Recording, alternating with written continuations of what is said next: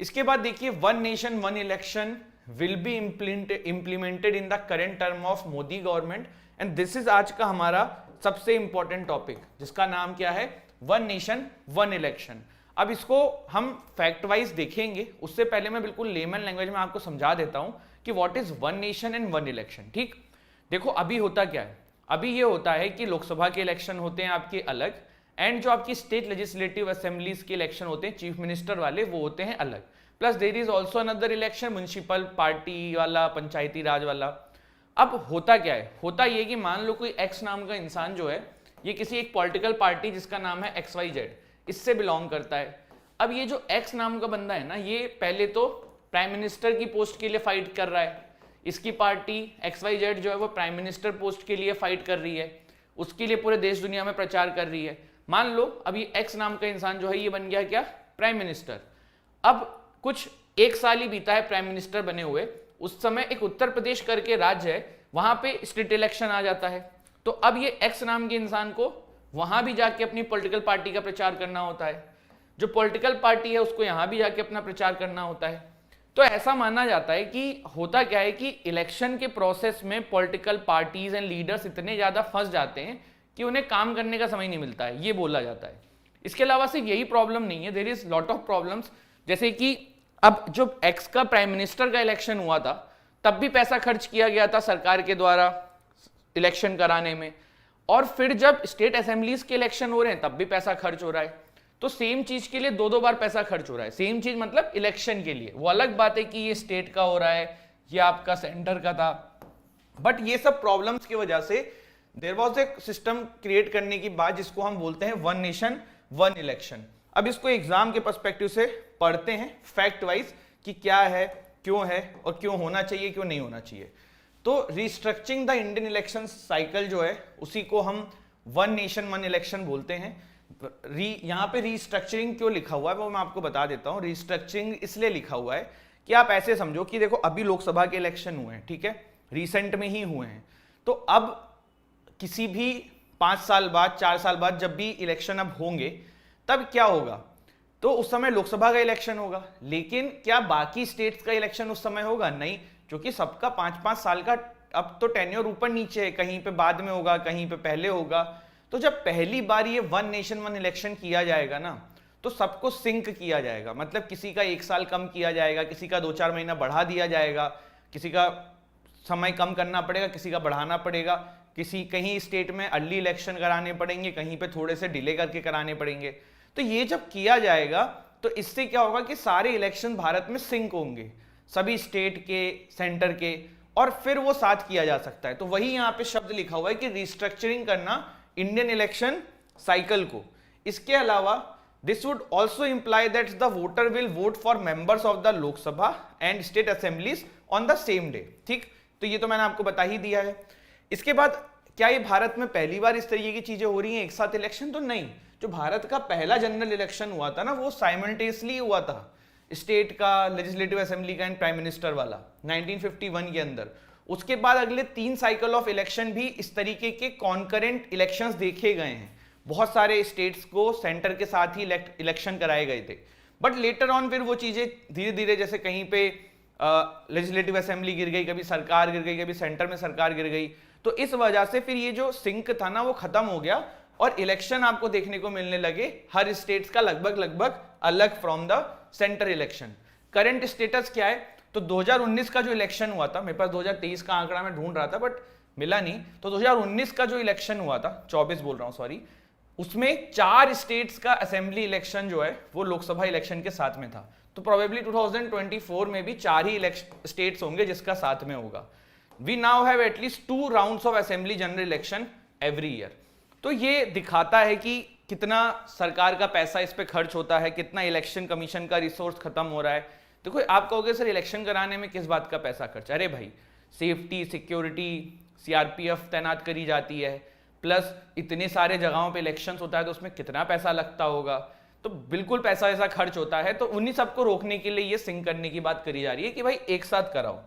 ठीक, इसके बाद पर्पस, रिड्यूस। अब इसको हम समझते हैं कि क्या फायदा है, क्यों करना चाहते हैं। तो सबसे पहली चीज देखो क्या है, रिड्यूस एक्सपेंडिचर कर देगा। आप कहोगे सर रिड्यूस एक्सपेंडिचर कैसे करेगा, मैंने आपको समझाया। आप इसको ऐसे भी समझ लो, आपके घर में 3 भाई 3 बहन है, अब सबकी अलग अलग शादी होगी तो 6 लोगों की शादी में 6 टाइम पे पैसा खर्च होगा, और तीनों आसपास के एज के होंगे, 6 के 6 मान लो, एक आध साल ऊपर नीचे हो, एक साथ शादी करा दो, जितना पैसा 2 लोगों में खर्च होता उतना यहाँ पे 6 में खर्च करके शादी करी जा सकती है। तो बेसिकली पैसा बचा ना। तो सेम चीज इलेक्शन के साथ भी है, जब भाई अलग अलग स्टेट्स में इलेक्शन होंगे तो उतना सारा पैसा खर्च होगा, बट जब एक साथ करा दिया जाएगा तो एक सेम अमाउंट थोड़ा बहुत बढ़ के लगेगा, बट एक बार में सारी चीजें हो जाएंगी और काफी सारा पैसा जो है हमारी सरकार का बचेगा। दूसरी, प्रॉपर फंक्शनिंग ऑफ गवर्नमेंट। अब ये क्या है, देखो ये कहा जाता है कि अभी क्या है ना, अभी हमारे देश की जो लीडर्स हैं वो जब इलेक्ट हो जाते हैं तो वो जनता को लुभाने में ही लगे रहते हैं। पूछो क्यों? मान लो उन्होंने सेंटर में इलेक्शन जीत लिया, लेकिन अब उनको पता है कि 1 साल बाद भाई बिहार में इलेक्शन है, उसके 1 साल बाद वेस्ट बंगाल में इलेक्शन है, तो फिर वो अपनी स्टेप्स नहीं ले पाते, उनका दिमाग इन्हीं सब चीजों में लगा रहता है, ऐसा बोला जाता है। तो उस वजह से प्रॉपर फंक्शनिंग ऑफ गवर्नमेंट भी रुक जाती है, टर्नआउट बढ़ेगा। अभी क्या होता है कि भाई इतने इलेक्शन होते हैं, आदमी परेशान हो जाता है वोट देने हुए, लेकिन जब आदमी को पता है कि भैया 5 साल में मुझे बस एक ही बार जाना है, तो टर्नआउट बढ़ेगा, डेफिनेटली बढ़ेगा, इसमें कोई डाउट नहीं है। अब इसका कुछ क्रिटिसिज्म भी है, ये बोला जाता है कि भैया ये इंपैक्ट कर देगा वोटर्स के जजमेंट को। जैसे मान लो कोई बंदा प्राइम मिनिस्टर के लिए राहुल गांधी को पसंद करता है या नरेंद्र मोदी जी को पसंद करता है, तो जब वो वोट देने जाएगा तो उसका दिमाग में रहेगा कि चलो मैं नरेंद्र मोदी जी को दे रहा हूं, ऐसा बोलते हैं क्रिटिक्स लोग, तो मैं इनकी स्टेट में भी इन्हीं को दे देता हूं। वो एक फेवरेबल टाइप का बायस हो जाता है, ऐसा लोगों का कहना है। फिर है फेडरलिज्म के अगेंस्ट में है, ऐसा कहा जाता है। अब ये क्यों है? क्योंकि देखो भारत में ये कहा जाता है कि भैया स्टेट्स अलग हैं, यूनियन अलग है। अब जब तुम सबका इलेक्शन साथ करा दोगे तो जो इम्पैक्ट होगा अगर साइकोलॉजी में ह्यूमन के वोट देते टाइम पे, वो फेडरलिज्म के अगेंस्ट में हो जाएगा। अकाउंटेबिलिटी रिड्यूस हो जाएगी। जैसे अभी क्या है, 5 साल के लिए इलेक्ट हुए हैं प्राइम मिनिस्टर, ठीक है, बट उनको पता है कि भैया स्टेट में भी इलेक्शन होने हैं, तो अगर थोड़ा बहुत उल्टा सीधा हुआ तो स्टेट्स में हार जाएंगे, तो थोड़े अकाउंटेबल हैं, ऐसा बोला जाता है। बट जब 5 साल में पता है कि भैया हर जगह सरकार बन चुकी है, तो 5 साल के लिए फिर कोई अकाउंटेबिलिटी नहीं होगी, उन्हें कोई डर ही नहीं होगा, उनको पता है कि भैया अब सारे इलेक्शन हो चुके हैं। तो ये चीज है। इसमें एक और बात बोली जाती है कि जो आपकी लोकल पॉलिटिकल पार्टीज है ना, उनका करियर खत्म हो जाएगा, ऐसा बोलते हैं। क्यों बोलते हैं? क्योंकि भैया जब नेशनल पार्टी की ही बात होगी, जब सेंटर में इलेक्शन होंगे प्राइम मिनिस्टर के लिए, तो स्टेट में फिर आदमी सोचेगा कि क्या स्टेट पार्टीज जो हैं, कुछ छोटी छोटी पार्टीज हैं, क्या इनको वोट दिया भी जाए या सेंटर वाली को ही दे दिया जाए। तो ये सब कुछ इसके क्रिटिसिज्म है जो किए जाते हैं। फिर सुप्रीम कोर्ट में क्या है, सुप्रीम कोर्ट में there is a case SR Bommai versus union of India 1994। उसमें ये बात बोली गई थी कि स्टेट्स जो है ना, वो उनको इंडिपेंडेंट कॉन्स्टिट्यूशनल एग्जिस्टेंस दी गई है हमारे कॉन्स्टिट्यूशन के अंदर, और उनके बहुत ही इंपॉर्टेंट रोल है देश के उन्नति एंड यूनियन ऑफ इंडिया के अंदर, ठीक है। बेसिकली मतलब ये था, इसमें ये बोला जा रहा है, इसको केस को यहाँ पर रेफर करने का मतलब क्या है, इसमें ये बोला गया है कि भैया स्टेट में भी 5 साल के बाद ही इलेक्शन होने चाहिए, जितनी पूरी टर्म है वो स्टेट सरकारों को करने का मौका मिले। लेकिन अब होगा क्या, जब ये इलेक्शन पहली बार होंगे, जैसे मैंने आपको बताया कि सिंक करना पड़ेगा, बहुत सारे स्टेट्स के इलेक्शंस को कम करना पड़ेगा, मतलब किसी का टेन्योर को 4.5 पे खत्म करना पड़ेगा, किसी का 4 पे करना पड़ेगा, क्या पता इससे कम भी करना पड़ जाए। तो फिर ये बोला जा रहा है कि भैया it is against the constitution, उनको उनका पूरा टेन्योर ही नहीं करने दिया जा रहा है। तो ये वाली बात यहाँ पे इसमें रखी जाती है इस केस के थ्रू।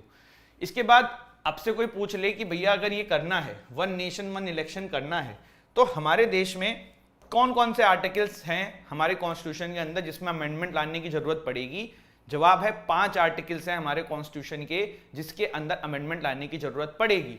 पहला आर्टिकल है article 83 relating to the duration of house of the parliament. दूसरा है article 85, it talks about relating to dissolution of the Lok Sabha by the president. क्यों? जैसे लोकसभा भी मान लो 6 महीने पहले करी जाएगी तो डिसोल्यूशन करना पड़ेगा। Article 172 relating to the duration of the state legislature, जैसा मैंने बताया जो लोकसभा के लिए और स्टेट्स के लिए भी एप्लीकेबल है। Article 174 relating to the dissolution of the state legislature. Article 356 relating to the imposition of presidential rule in the states. अब मान लो किसी स्टेट में 6 महीने पहले ही सरकार गिरानी पड़ रही है, तो वहां पे क्या लगेगा? प्रेसिडेंट रूल लगेगा। तो बेसिकली इन कुछ 5 अमेंडमेंट्स, कुछ 5 आर्टिकल्स हैं हमारे कॉन्स्टिट्यूशन के जिसके अंदर मेजर चेंजेस करने पड़ेंगे इस पर्टिकुलर थिंग को रोल ऑन करने के लिए, इस पूरे पर्टिकुलर थिंग को एप्लीकेबल करने के लिए। और कॉन्स्टिट्यूशनल अमेंडमेंट के साथ साथ रेटिफिकेशन चाहिए from the 50% of the states. ये इंपॉर्टेंट फैक्ट है, पूछा जा सकता है एमसीक्यू में, पता होना चाहिए आपको। 50% ऑफ स्टेट्स का रेटिफिकेशन इसके लिए चाहिए।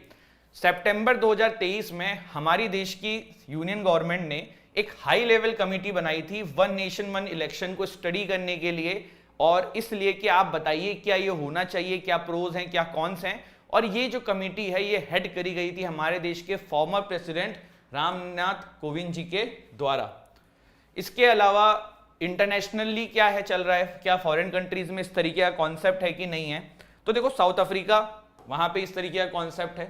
आपका स्वीडन, वहां पे इस तरीके का कॉन्सेप्ट है।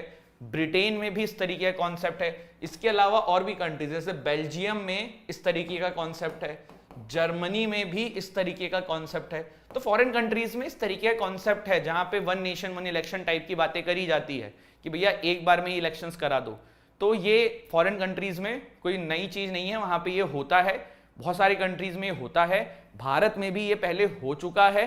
तो इट्स नॉट लाइक कि कोई नई चीज हमने लाके हमारे सिस्टम में डाल दी है, ये हुआ है और ये हो सकता है। And I think it's good अगर ये हो जाए, क्योंकि एज ए इंडियन सिटीजन भी ना हम लोगों के भी बार बार इलेक्शंस की न्यूज एंड सब ये पढ़ पढ़ के जो है काफी वो होता है कि भाई न्यूज आ रही है, इस फरा स्टेट में इलेक्शन हो रहे हैं, वहां स्टेट में इलेक्शन हो रहे हैं। तो इट इज बेटर कि अगर इस तरीके की